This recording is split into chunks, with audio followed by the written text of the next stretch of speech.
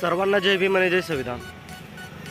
भावांनो, आपल्याला माहिती आहे की आपलं जे संविधान आहे ते 1949 साली आपलं भारताचं संविधान तयार झालं आणि 1950 साली ते आपल्याला लागू झालं, बरोबर.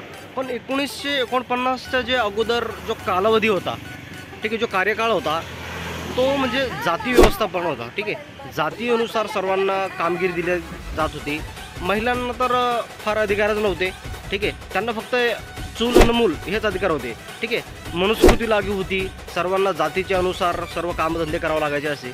ठीक आहे, पण जेव्हा भारतामध्ये संविधान आलं 1900, ठीक आहे, त्याच्या संविधानाच्या माध्यमातून भरपूर समाजांचा विकास झाला, महिलांना सुखसुविधा मिळाल्या. ठीक आहे, त्यांना जी एक ती मनुस्मृतीद्वारे जी कहावत होती चूल आणि मूल, ते बंधन त्यांचे तुटले. पण आता जेव्हा मुलींना सर्व काही अधिकार मिळालेले आहे, स्वातंत्र्य आहे, त्यांना भरपूर काही स्वातंत्र्य आहे, पण आता काय मुली काय करत आहेत, त्या स्वातंत्र्याचा दुरुपयोग करतात. ठीक आहे, तर संविधानाने सर्वांना स्वतंत्र जगण्याचा अधिकार दिलेला आहे. ठीक आहे, आणि मुलींना तर फारच संधी आहे आयुष्यामध्ये समोर येण्याची. ठीक आहे, कुठल्याही क्षेत्रामध्ये मुली समोर जाऊ शकतात मुलांपेक्षा. पण मुली काय करतात, जे संविधानाचे निर्माता आहेत डॉक्टर बाबासाहेब आंबेडकर, त्यांना ट्रोल करतात. ठीक आहे, आणि ही सतत घटना घडत असते UP बिहारमध्ये, मी सांगत असतो. ठीक आहे, तर आता जी ही मुलगी आहे ती अगोदर काय करते की डॉक्टर बाबासाहेब आंबेडकरांना ट्रोल करते, नंतर सर्वांच्या समोर येऊन बोलणार की हा माझ्याकडून चुकी झाली, मला माफ करा. पण ज्यांच्या मनामध्ये जे असतं का, त्यांना माहिती आहे की ही भीम सैनिक काय करणार, फक्त बोलणार आणि नंतर सोडून देणार. ठीक आहे, पण ठीक आहे, मुलं काय बोलू शकत नाहीत, पण जे आपल्या भीमकन्या आहेत, ठीक आहे, मुलींना मुलीच्या भाषेमध्ये उत्तर देण्यासाठी आपल्या भीमकन्या सक्षम नाहीत, मला असं वाटतंय. ठीक आहे, आता काय येतील मला कमेंटमध्ये ज्ञान देतील की हा तूच कर, पण हाय मी करतोच, मला काही इश्यू नाही त्याच्यामध्ये. ठीक आहे, आपण भीमाचे सैनिक आपण करणारच आहे. पण आता ही मुलगी जी काय बोलतीये हे ऐका. ये बताओ मुझे, ये चंद्रशेखर ये है कौन है? अच्छा, ये जाटवा की अम्मा का कसम है. वो अच्छा, भीमराव था, वो इनकी दादी का कसम था. अब ये चंद्रशेखर इनकी ये। बहन का कसम, इनकी माँ का कसम, एक पे ही सबका कांड करवाते. तर बघितला भावांना व्हिडिओ.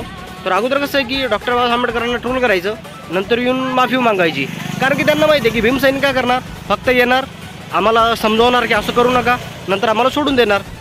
पण या गोष्टीमध्ये एकच सांगू इच्छितो की ही घटना UP बिहारमध्ये सारखी घडत असते.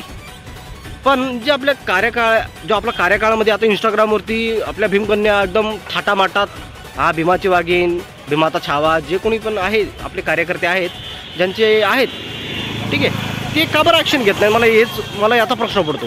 ठीक आहे, पण मला असं वाटतं आहे की आपल्या भीमकन्या फक्त फक्त फॉलो करा, त्यांना लाईक करा, त्यांना काहीच घेणं देणं नाही आहे, हे स्पष्ट दिसून येतं आहे. आणि आता कमेंटमध्ये येऊन काही भाऊ किंवा बहिणी मला शिवीगाळ करतील, करा काय हरकत नाही, पण जे खरं आहे ते तुम्हाला टोचणार.